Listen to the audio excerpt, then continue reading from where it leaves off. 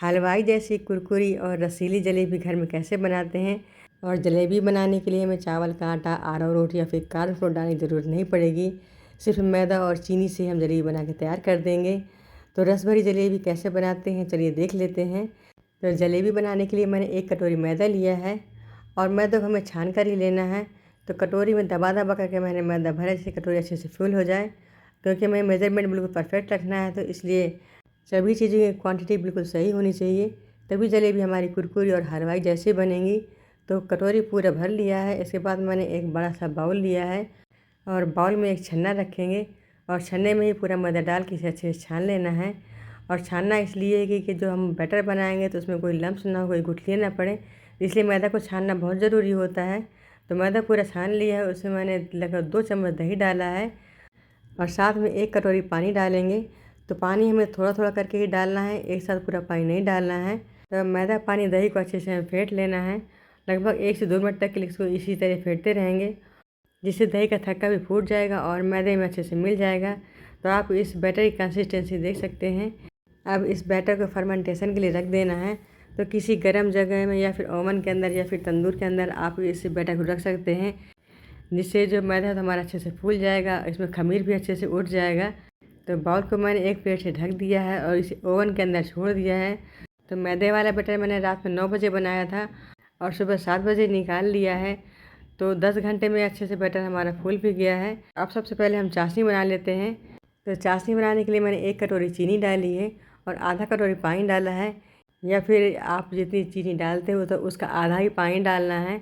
और किसी किसी होटल में जलेबी ऑरेंज कलर की मिलती है और किसी किसी होटल में येलो कलर की मिलती है। तो ऑरेंज कलर वाली जलेबी मैं पहले बना चुकी हूँ, तो आज की जलेबी मैंने येलो कलर का यूज़ किया है। 1 पीस के बराबर येलो कलर डाल के चाशनी को मैंने अच्छे से कुक करके इसे साइड में रख दिया है। तो आप देख सकते हैं कि जो मैंने मैदा फर्मेंटेशन के लिए रखा था तो अच्छे से फूल गया है और मैदा में खमीर भी उठ गया है। अब इसे हमें अच्छे से फेंट लेना है। और जो स्वाद हलवाई की जलेबी में रहता है तो वही स्वाद लाने के लिए इसमें एक मैं सीक्रेट चीज़ डालने वाली हूँ, तो वो है बेसन। तो मैंने 1 चम्मच बेसन डाल दिया है। तो ये ऑप्शनल है, आप इसे स्किप भी कर सकते हैं। बट बेसन डालने से क्या होता है कि जो टेस्ट हलवाई वाली जलेबी का होता है तो वही टेस्ट आज हमारी जलेबी में आने वाला है। और ये सीक्रेट टिप्स आपको हलवाई कभी नहीं बताते हैं जो मैं आपको बता रही हूँ। तो बेसन डालने के बाद इसे लगभग 2 से 3 मिनट तक के लिए इसे बराबर फेंटते रहेंगे, जिससे मैदा अच्छे से फूल जाएगा। तो जलेबी वाले बैटर में ना ही मैंने बेकिंग सोडा डाला है और ना ही बेकिंग पाउडर डाला है और ना ही इनो का यूज़ किया है, क्योंकि मैदा को मैंने पहले ही फर्मेट कर लिया था। तो सारी चीज़ें फर्मेट करने के बाद इसमें अपने आप ही आ जाती हैं। तो आप बैटर की थिकनेस देख सकते हैं कि इसमें लेस बन रही है और जलेबी बनाने के लिए बिल्कुल ऐसी कंसिस्टेंसी होनी चाहिए। तो बैटर हमारा जलेबी बनाने के लिए बिल्कुल रेडी हो चुका है। तो जलेबी बनाने के लिए आप दूध की थैली या फिर आप सॉस वाली बोतल भी ले सकते हैं, बट मेरे पास ये केक वाला पाइपिंग बैग पड़ा था तो मैं इसी का यूज़ कर रही हूँ। पाइपिंग बैग को मैंने गिलास में रख दिया है और इसके जो ऊपर वाले पार्ट है उसको फोल्ड कर दिया है।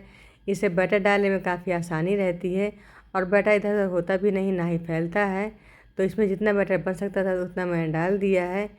अब पाइपिंग बैग के ऊपर वाली किनारियों को एक साथ करके इसमें रबड़ लगा देंगे और जब हम जलेबी बनाएंगे तो इसके ऊपर से निकलने नहीं पाएगी, ना ही फैलने पाएगी।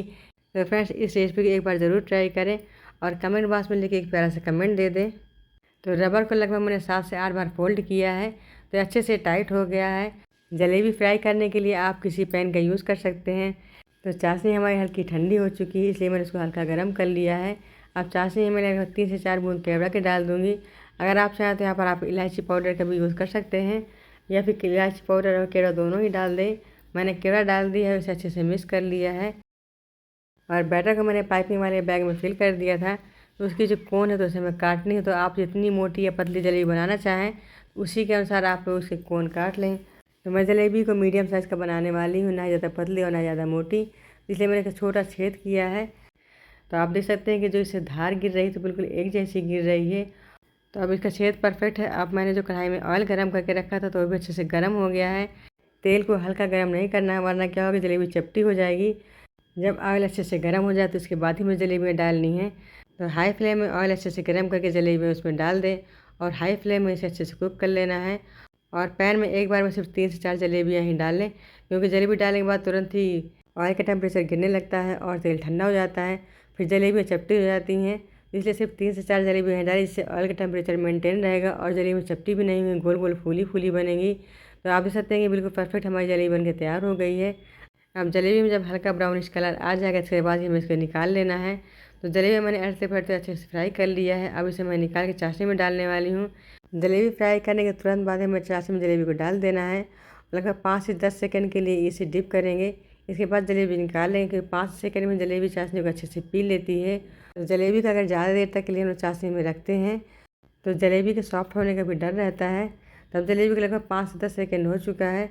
अब जलेबी को फटाफट से निकाल लेंगे और प्लेट में रखेंगे वरना ये सॉफ्ट हो जाएगी। तो जलेबी हमारी हलवाई जैसी परफेक्ट बन के तैयार हो गई हैं। आप चाहे तो आप जलेबी को दही के साथ खाएं या फिर आप उसे रबड़ी के साथ खाएं। आधी जलेबी तो बनते बनते ही ख़त्म हो चुकी हैं। तो कुरकुरी जलेबी खाने के लिए रेडी हो चुकी है। तो फ्रेंड्स, अगर आपको जलेबी की रेसिपी अच्छी लगी तो ट्राई करें और कमेंट बॉक्स में लिख के बताएं कि रेसिपी कैसी बनी है। रेसिपी अच्छी लगे तो प्लीज़ वीडियो को लाइक शेयर और सब्सक्राइब करें। Thanks for watching.